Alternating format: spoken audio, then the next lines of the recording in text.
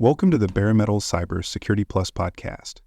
This series helps you prepare for the CompTIA Security Plus exam with focused explanations and practical context.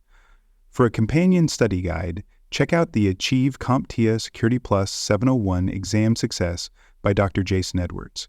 It is the most concise and complete Security Plus guide on the market, built for busy professionals who want to pass the exam fast and on their first try. You can find this book and others at cyberauthor.me. In this episode, we're completing our three-part series on architecture security considerations by focusing on ease of recovery, patching challenges, and resource constraints.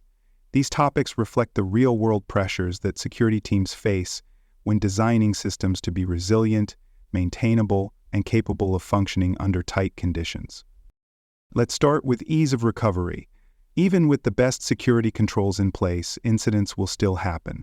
Whether it's a ransomware attack, hardware failure, or accidental data loss, what matters is how quickly and effectively the system can recover. Architectural design plays a major role in making recovery possible. Systems that support rapid recovery often include backups, snapshots, and replication. Backups are point-in-time copies of critical data or system states.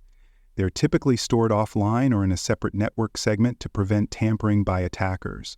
A good backup strategy includes full, incremental, and differential backups, along with regular testing to ensure restorability.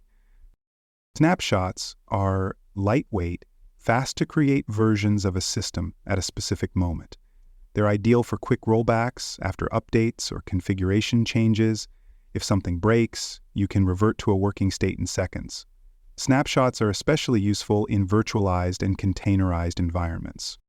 Replication involves duplicating data across systems, either locally or across regions. This provides high availability and fault tolerance. If one system goes down, another can take over immediately. Replication is often used in databases and storage clusters where uptime is critical. Ease of recovery also means maintaining documentation, playbooks, and automation scripts. A fast technical recovery can still be delayed by human error if no one knows what to do or who owns the recovery process. Incident response and disaster recovery plans must be tested and refined over time to keep them useful when pressure is high. Now let's discuss patch availability and challenges. Keeping systems patched is one of the most effective ways to prevent attacks, but in practice, timely patching isn't always easy, especially when architecture involves legacy systems, Internet of Things devices, or custom platforms. The first challenge is availability. Vendors must publish patches promptly when vulnerabilities are discovered. Some vendors are slow to respond or may stop releasing updates after a product reaches end of life. In such cases, security teams must choose between accepting the risk or investing in costly workarounds, like virtual patching or segmentation. The second challenge is deployment. Patching large environments requires planning and automation. Each system has its own schedule, compatibility issues, and dependencies. Updates must be tested to ensure they don't break production systems, and maintenance windows must be scheduled to avoid user disruption. Legacy systems are especially problematic. These platforms may no longer support updates or may depend on old software that can't be changed without major redesign. IoT devices are another concern. Many are designed with limited storage, fixed firmware, or weak update mechanisms. In some cases, devices can't be patched at all and must be replaced or heavily isolated.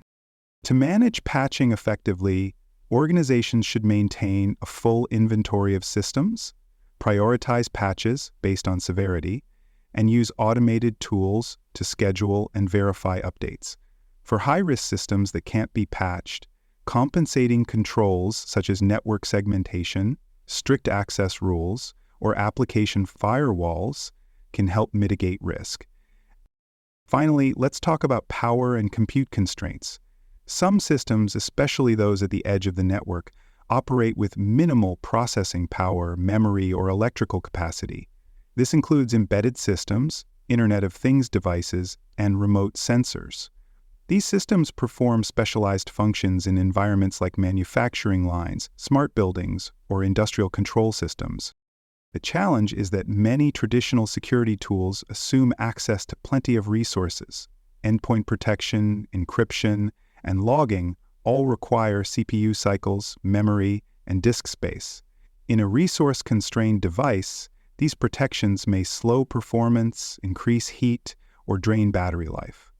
As a result, some devices ship with minimal security, relying instead on the environment to protect them. Examples include a smart sensor with no encryption, a camera with hard-coded credentials, or a programmable logic controller that runs on decades-old code. In each case, security must be carefully tailored to match the system's capabilities. One approach is to push security to the network. If the endpoint can't log activity, a nearby gateway can. If the device can't run antivirus, it can be monitored through behavioral analytics or anomaly detection at the network layer. Another approach is to use hardware-level protections, such as secure boot or trusted execution environments, which operate with minimal overhead. Reducing attack surfaces is especially important in constrained systems. Disable unneeded services, use lightweight encryption protocols, and lock down interfaces that don't need to be active. Firmware should be signed and verified during boot, and access should be restricted to trusted systems or users. As you prepare for the Security Plus exam, remember that architectural decisions must support security through the entire system lifecycle.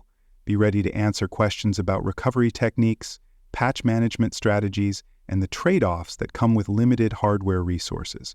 You may be given a scenario involving a legacy application, an unpatched IoT device, or a remote system with minimal compute, and asked to recommend ways to harden, isolate, or monitor it. Focus on flexibility, visibility, and redundancy as your architectural security anchors. Thanks for joining us for this episode of the Bare Metal Cybersecurity Plus podcast. For more episodes, tools, and study support, visit us at baremetalcyber.com.